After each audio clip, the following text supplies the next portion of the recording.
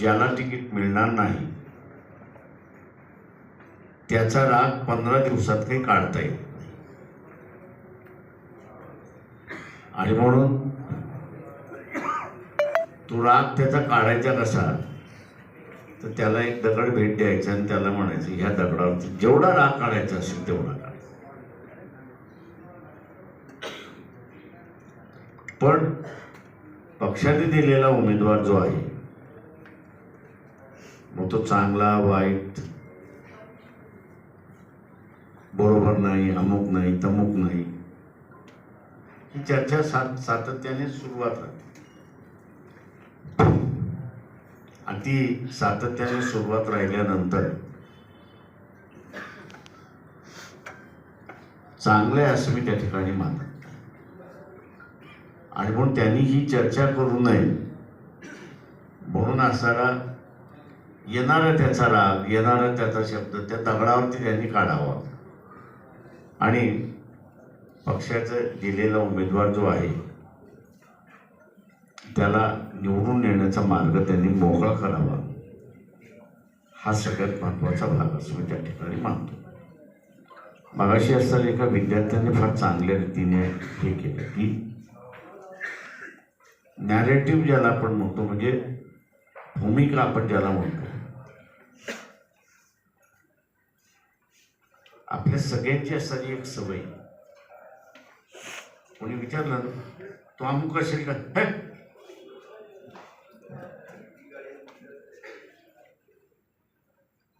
आता त्याचे हे जे एकच नाही म्हणजे नाही करणार. इलेक्शनमध्ये उमेदवाराच्या संदर्भात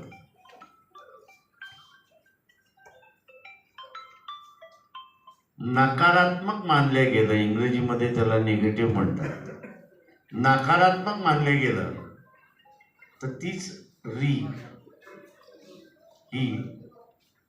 इलेक्शन होईपर्यंत त्या ठिकाणी ओढल्या जातात.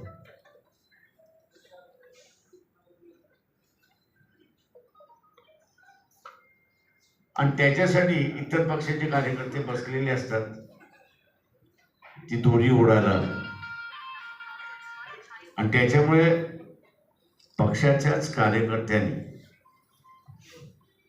उमेदवार पटला नसेल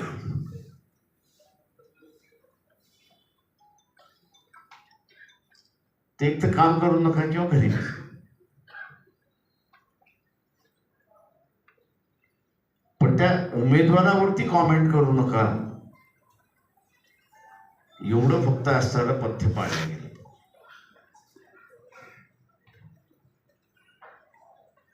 पथ्य पाळल्या गेलं पाहिजे अशी असणारी परिस्थिती आहे. इलेक्शन मध्ये नेहमीच उमेदवार हा चर्चेत असला, उमेदवार हा चर्चेत असला पाहिजे.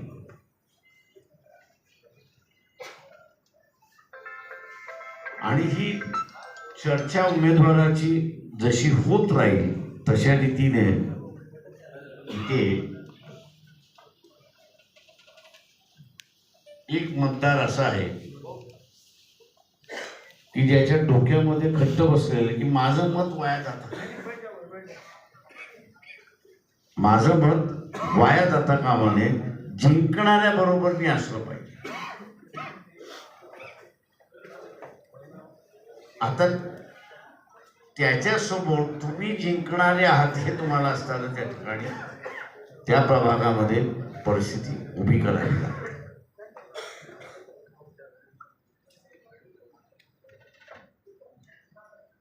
आणि ती परिस्थिती उभी करत असताना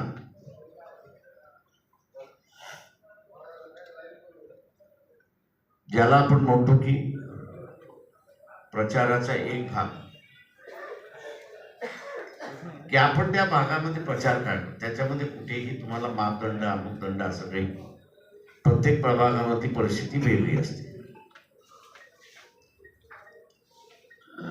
प्रत्येक प्रभागातली परिस्थिती वेगळी असते आणि त्या वेगळ्या परिस्थितीला धरून जर आपण केलं तर आपण त्या ठिकाणी जिंकू शकतो अशी असणारी परिस्थिती.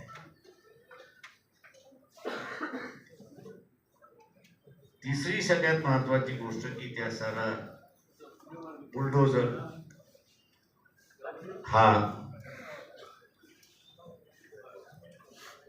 वापरल्या जातो.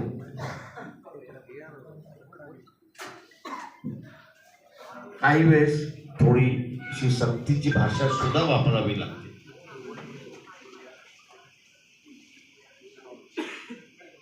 मुस्लिम समाजाचा असणारा जे काही रुझान आहे सध्या तो बदलत्या परिस्थितीमध्ये आणि भीतीच्या परिस्थितीमध्ये आहे की आपलं काही खरं नाही आणि जे काही उत्तर प्रदेशमध्ये असेल, हरियाणामध्ये असेल, राजस्थानमध्ये असेल, दिल्लीमध्ये आहे,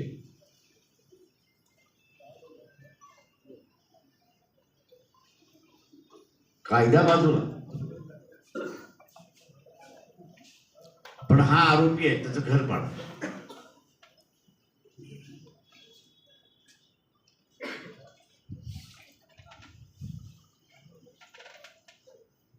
हे इलिगल आहे, पाडून टाक.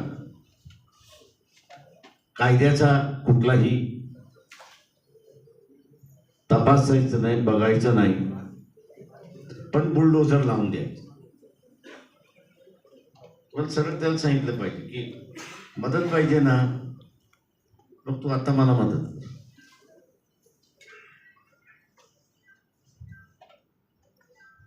ही बुलडोझरची संस्कृती नांदेडमध्ये येऊ द्यायची नसेल, बुलडोझरची संस्कृती नांदेडमध्ये येऊ द्यायची नसेल तर तुम्हाला मतदान. तू असं वंचित बहुजन आघाडीला मतदान.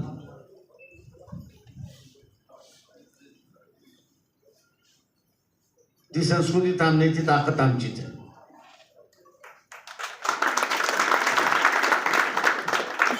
शेवटी आपल्याला जे आपला सुद्धा मतदार झोपडीमध्ये राहतो त्याचे झोपडं वाचवायचंच असतं. तर ते वाचवण्याचं काम आपण करतच असतो. त्याच्यामुळे नवीन आपण करतो असं नाही. फक्त आता तुझ्या घराला बुलडोझर लागू नये ही जी तुझी अपेक्षा आहे ती पूर्ण जर आहे तर आम्हाला मतदान कर. मौलवीचं ऐकलंस किंवा इथं असताना MIM ला मतदान दिलं तर तुम्हाला सरळ सांगता आलं पाहिजे की आम्ही तुमच्या बाजूने उभं राहणार नाही. ते सरळ सांगितलं पाहिजे. कुणाला वाईट वाटो किंवा न वाटो, पण आपली भूमिका आपण असणारा रोखठोक सांगितली पाहिजे. देणार मतदान MIM ला आणि MIM चा नगरसेवक असं काय झालं तर गांडीला पाय लावून पळून जाणार, थांबत नाही.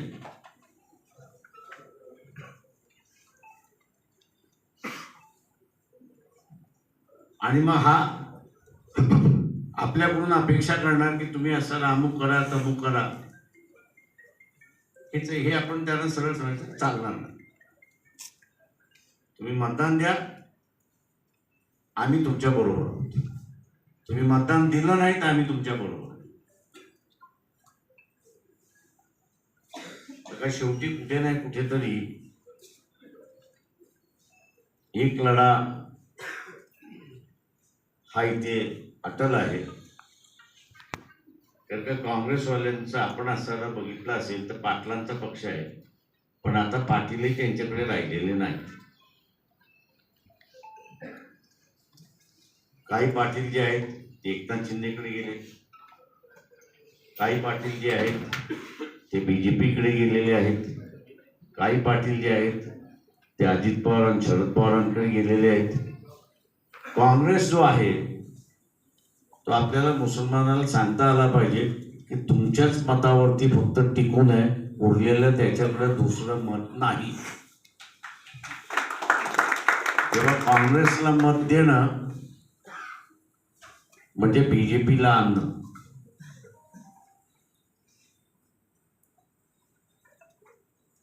MIM मार्फत MIM चा नगरसेवक निवडून येईल, पण MIM झोपड्या वाचवा म्हणून भूमिका घेणार नाही. औरंगाबाद मधलं अनेक उदाहरणं आहेत.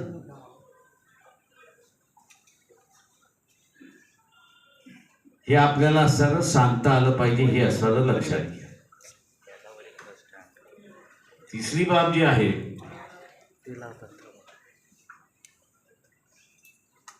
की वरचढ.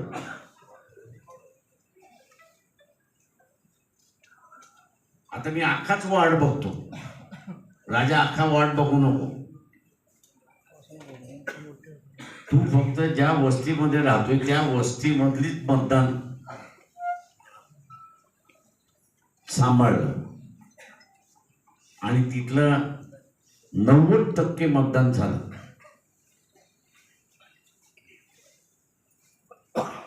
90% मतदान झालं तर तुम्ही विजयाकडे गेले.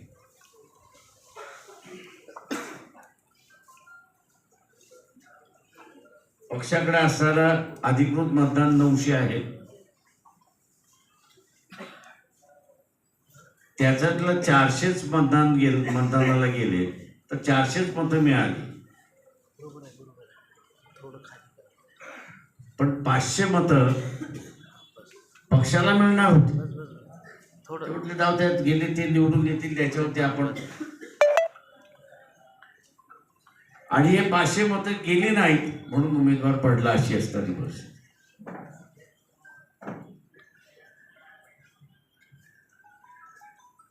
जेव्हा जोर जो द्यायचा आहे तो एका बाजूला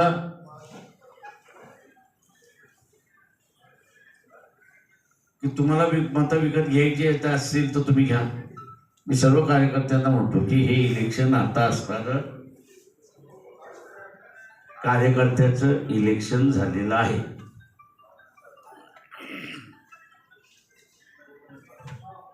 आम्ही कार्यकर्त्याचं इलेक्शन याच्यासाठी म्हणतो की आपल्याकडे असणारा टाटा नाही, बिर्ला नाही, कोणीच नाही.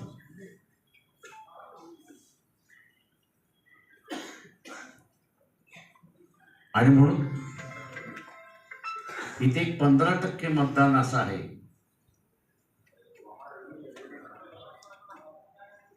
की जे मिळाल्याशिवाय मतदानाला जात नाही. आणि जो देईल त्याला त्याचं काही नसतं की यांनी जाणून द्यावं असं काहीच नसतं.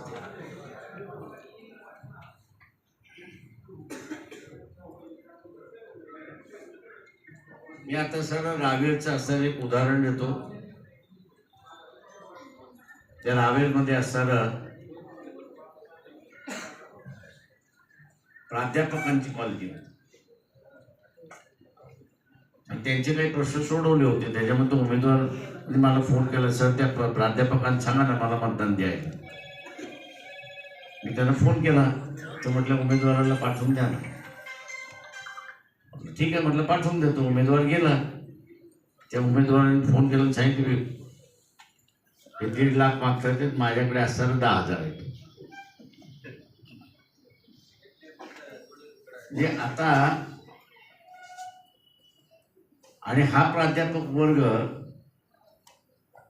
इथला वंचितांचा वर्ग नव्हता, हाय फाय. तेव्हा ही लस जी आहे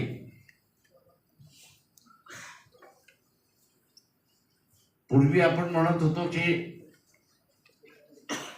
इलेक्शन म्हणजे त्याची दिवाळी आणि म्हणून तो घेत होता. ठीक आहे, तिथपर्यंत आपण समजू शकतो की त्याला अत्यंत गरीब परिस्थिती होता म्हणून असं त्यांनी घेतलं. आता खाऊन पिऊन फ्लॅट राहणारे, बंगल्यांमध्ये राहणारे सुद्धा,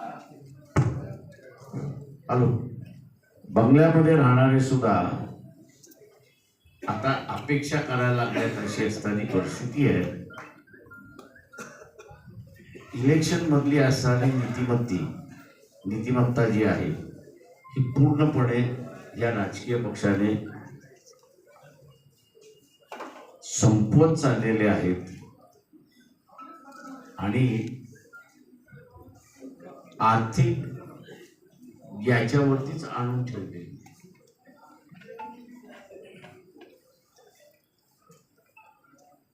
हे करण्याच्या पाठीमागचं सुद्धा एक कारण आहे.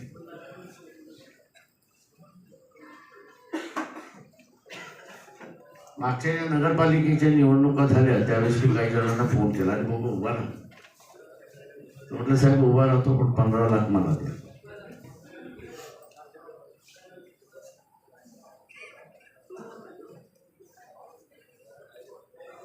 मी म्हटलं 15 लाख आपण 1.5-2 लाखामध्ये लढतो नेहमी इलेक्शन. म्हटलं साहेब तुमचे जीवन संपले, माझे दिवस सुरुवात झाले.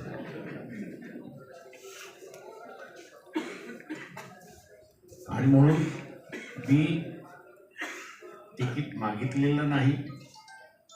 पक्षाचा क्रियाशील कार्यकर्ता आहे, पदाधिकारी आहे, काम करत नाही, पण इलेक्शन मी डोक्यातून काढलं.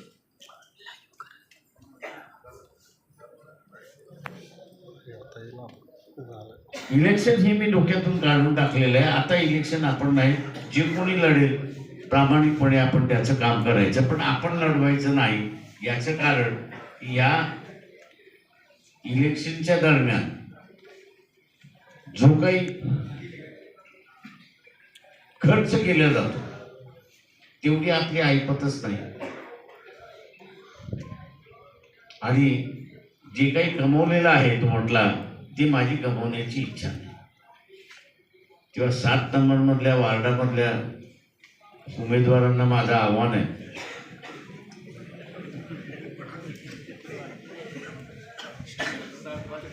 जेवढे तुमच्याकडे निधी आहे ना तो पहिल्यांदा पक्षाकडे आणून टाकून द्या.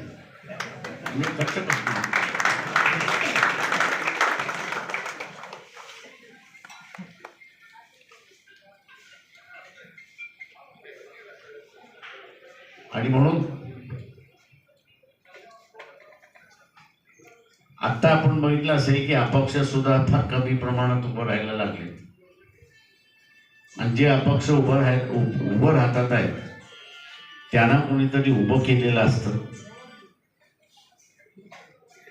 पूर्वी अपक्षाची संख्या बरीच मोठ्या प्रमाणात आहे,